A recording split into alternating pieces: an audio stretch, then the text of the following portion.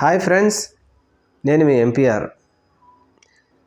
మనం ఎవరమైనా ఒక మంచి పని జరిగింది అంటే ఇది మా వల్లే జరిగింది, ఇది నేనే చేశానని చెప్పుకోవడం మాత్రం అది సర్వసాధారణమే. అయితే ఇప్పుడు ఈ విషయం మనం ఎందుకు మాట్లాడుకుంటున్నామంటే, ఆంధ్రప్రదేశ్ రాష్ట్రంలో బుడమనేరు ఏరు పొంగి విజయవాడ నగరంలోకి విస్తృతంగా వాటర్ వచ్చి ఈ వరద వల్ల విజయవాడ నగరం ఏ విధంగా దెబ్బతినిందో, ఏ విధంగా ప్రజలు అతలాకుతమైపోయారో మనం అందరం చూసాం. ప్రజలకు ఎటువంటి సహాయక చర్యలు అందలేదని చెప్పి కూడా అక్కడ ప్రజలు ధర్నాలు చేస్తూ ఉన్నారు. రోడ్ల మీదకెక్కి మెయిన్ రోడ్డు మీదకి ఉన్న కాలనీలకే ఇచ్చేసుకుంటూ వెళ్ళిపోతున్నారు. లోతట్టు ప్రాంతాల్లో ఉండే మా కాలనీ వాళ్ళకు మాత్రం ఎటువంటి సహాయక చర్యలు రాలేదని చెప్పి వాళ్ళు కూడా ధర్నాలు చేస్తూ ఉన్నారు. ఇలా ఇవన్నీ రచకెక్కడంతో ముఖ్యమంత్రి చంద్రబాబు నాయుడు గారు ఇప్పుడు ఒక కొత్త పాఠం అందుకున్నారు. పేదవాడికి, అలాగే లోతట్టు ప్రాంతాలలో ఉన్నటువంటి ఇళ్లలో ఉన్న పేదవాడికి అన్నం ప్యాకెట్లు కానీ, లేకపోతే వాటర్ ప్యాకెట్లు కానీ, పాల ప్యాకెట్లు కానీ ఇవ్వకపోవడానికి కారణం కూడా జగన్మోహన్ రెడ్డి అనే పాట పాడుతున్నారు. ఇదేంటిది? అసలు చంద్రబాబు నాయుడు గారు ఒక స్వచ్ఛంద సంస్థకి ఇచ్చి మీరు అన్నం కానీ ఇంకొకటి కానీ రెడీ చేయించి ప్యాకెట్లు, దాని ద్వారా ప్రజలకు సహాయం చేయడానికి మీరు వెళ్తున్నారు. మరి అటువంటప్పుడు మీ దగ్గర అవన్నీ తయారు చేసిన తర్వాత ప్రజల దగ్గరికి తీసుకెళ్ళినప్పుడు అక్కడ ఉన్నటువంటి వాలంటీర్లు కావచ్చు, లేకపోతే వాలంటీర్గా పనిచేసే వాళ్ళు కావచ్చు, ఇంకా ఎన్డీఆర్ఎఫ్ బృందాలు కానీ, రెవెన్యూకి సంబంధించిన బృందాలు కానీ, స్వచ్ఛందంగా పనిచేసే సంస్థల వారితో కలుపుకొని ప్రజలకు మీరు సహాయం చేయాలి. కానీ అలా సహాయం చేయకుండా ప్రజలందరూ వచ్చి మాకు ఏవీ అందలేదని చెప్పి ఎదురు తిరగడంతో ఇప్పుడు దీనికి కూడా జగన్మోహన్ రెడ్డి కారణం అని చెప్పడం మాత్రం విడ్డూరంగానే ఉంది.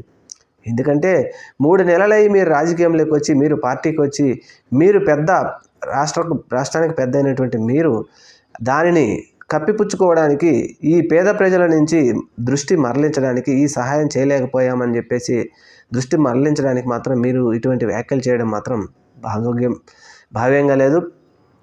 అలాగే సత్యసాయి సంస్థ వారు వచ్చి ఏ విధంగా వారు సేవలు అందించారో విజయవాడలో అది అందరికీ తెలిసిందే. వారిని ఇప్పుడు మాత్రం మెచ్చుకుంటున్నారు.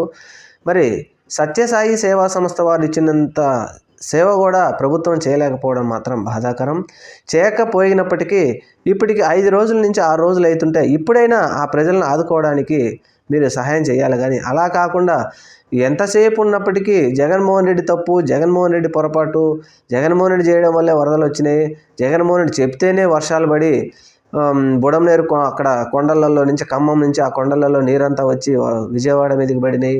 మంత్రులు, ఎమ్మెల్యేలు అందరూ ఇదే పాట పాడితే ఇదివరకు ఎవరో కొంతమంది చెప్తూ ఉండేవాళ్ళు.